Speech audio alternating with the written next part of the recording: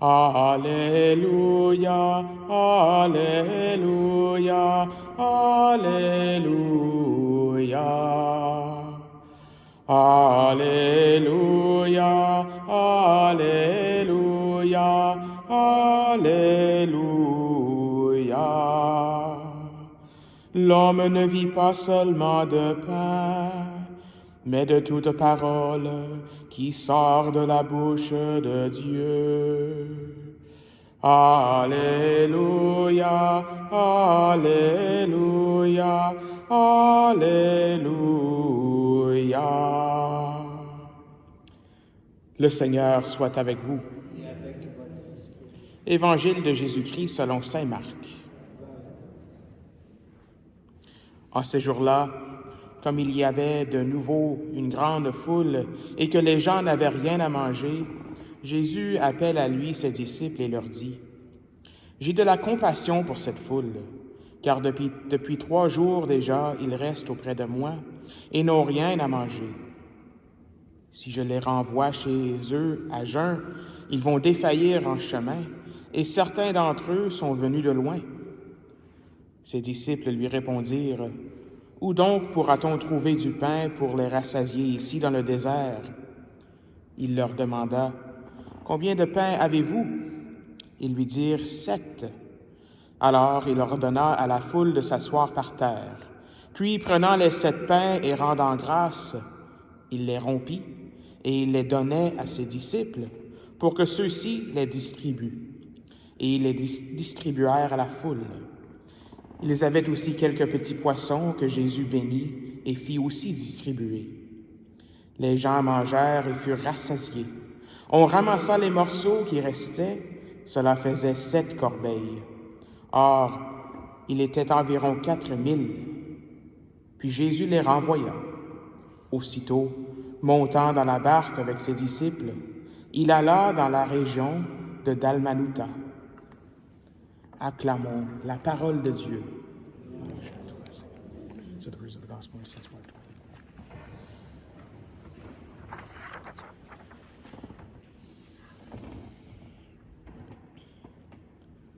Donc, j'avais préparé quelque chose à prêcher hier, mais il y a comme eu quelque chose qui est arrivé hier que je ne pouvais pas m'empêcher à cause de cette mémoire de Sainte Scolastique aujourd'hui.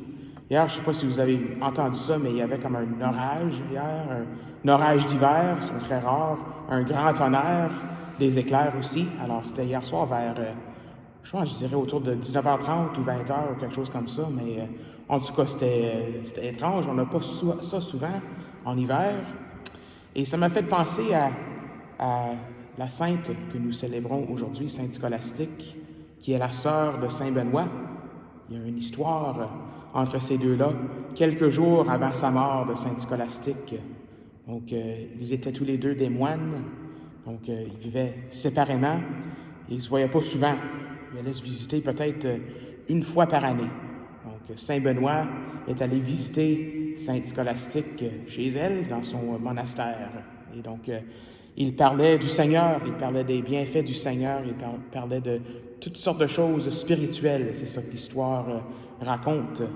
Et à un moment donné, Saint Benoît disait « Mais je dois partir, je dois retourner. C'était bon, mais je dois m'en aller. » Et puis, Saint Scolastique lui dit « Mais peux-tu juste rester un peu plus longtemps? On peut parler plus du Seigneur, on peut parler plus de choses spirituelles. » Et puis, Saint Benoît dit « Non, je dois m'en aller. » Donc, Saint Scolastique aurait fait une prière et pour demander au Seigneur sa volonté.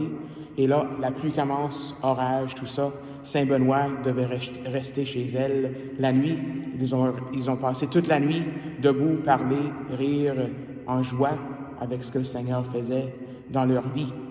Donc, ça m'a fait penser à cet orage-là qu'on a eu hier soir. Mais apparemment, Saint Scolastique, ou Saint Benoît a dit « Mais qu'est-ce que tu as fait? » Mais Saint Scolastique a dit « Mais je t'ai demandé, tu as dit non, donc j'ai demandé au Seigneur, puis il a dit oui. » Alors, c'est un peu ce qui est arrivé. Et puis, donc, la nuit passée, Saint Benoît retourne chez lui, dans son monastère. Et puis, 3 jours plus tard, dans la prière, il aurait vu Saint Scolastique, son âme monter au ciel. Elle est décédée quelques jours après. C'est tellement une belle histoire, hein? C'est une belle histoire que même sur terre, comme au ciel et sur la terre, notre âme appartient au Seigneur. On ne veut jamais être séparé de lui. On appartient à lui. Et c'est un peu la réalité qu'on voit dans cette première lecture aujourd'hui. Une façon intéressante parce que avec ce roi Jéroboam, donc je vais vous expliquer un peu ce qui se passe dans la géographie. À ce temps-ci, ce qui se passe, c'est qu'il y a une division. Un royaume au nord et un royaume du sud. Donc, ce royaume d'Israël est séparé. Ce que David avait construit, ce que David avait uni, les 12 tribus d'Israël, ils sont maintenant séparés. Seulement 2 générations plus tard, après David, il y a eu Salomon, et après Salomon, c'est Jéroboam. Seulement 2 générations plus tard, là, c'est tout séparé à cause de ce qui s'est passé avec Salomon et son péché qu'on a lu l'autre jour. Donc, on a le royaume du nord, Israël, il est là Jéroboam, et le royaume du sud, qui s'appelle Juda. Et dans le sud se retrouve Jérusalem.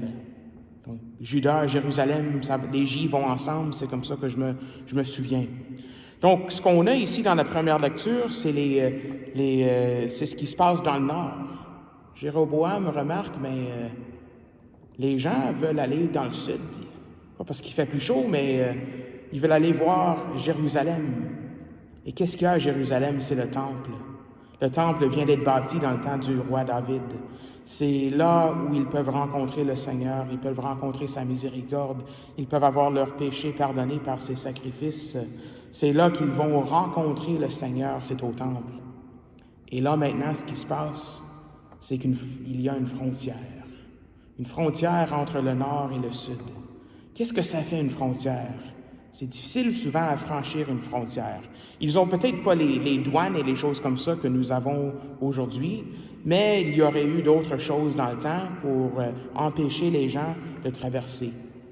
C'est comme moi, j'ai toujours habité toujours. Quand j'étais enfant, je viens d'une place où on est, ça s'appelle Cornwall, et puis on est à la frontière des États-Unis. Il y a une frontière, on peut voir les États-Unis, mais on ne peut pas y aller. Il y a des meilleurs restaurants, là, l'essence est moins chère, tout ça, mais c'est difficile à y aller. Il faut payer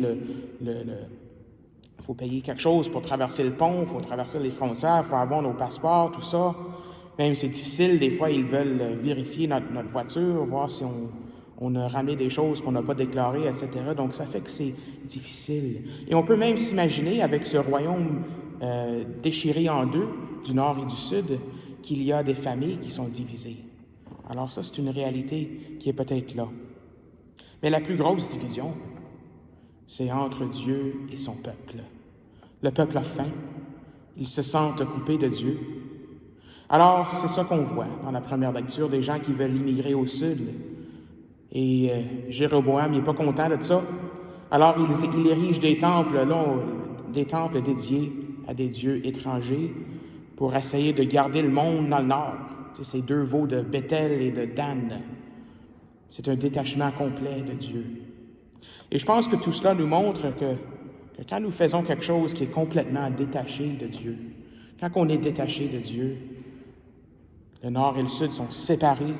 Le nord est dans un sens séparé de la présence de Dieu qui réside à Jérusalem. Quand on a ça, bien sûr, ça conduit à la ruine. Ça le dit même à la fin de cette première lecture. Tout cela fit tomber dans le péché la maison de Jéroboam, entraîna sa ruine et provoqua sa disparition. Entraîna sa ruine. Éventuellement, le nord sera complètement ruiné dans quelques centenaires après ça. Mais tout ça, je pense, devrait nous rappeler de cette belle parole que Jésus nous dit. « Moi, je suis la vigne et vous, les sarments. En dehors de moi, vous ne pouvez rien faire. » En dehors de moi, vous ne pouvez rien faire. Alors, cette première lecture est pour nous un rappel que nous voulons toujours rester attachés au Seigneur. Comme Saint Benoît et Saint Scholastique étaient attachés au Seigneur, même que le jour de sa mort, son âme monte directement vers le Père au ciel. On va toujours être attachés au Seigneur. Et ça veut dire que si on a des projets, des ambitions qui ne viennent pas du Seigneur, mais où nous ne cherchons pas à être ressourcés par lui, éventuellement, tout ça ne portera pas du fruit. Ce qui porte du fruit, c'est qu'est-ce qui vient du Seigneur, c'est qu'est-ce qui sort de la vigne.